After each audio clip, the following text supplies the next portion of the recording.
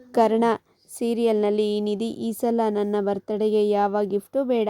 ರಾತ್ರಿ 12 ಗಂಟೆಗೆ Karna sir call ಮಾಡಿ ನನಗೆ ವಿಶ್ ಮಾಡಿದ್ರೆ ಸಾಕು.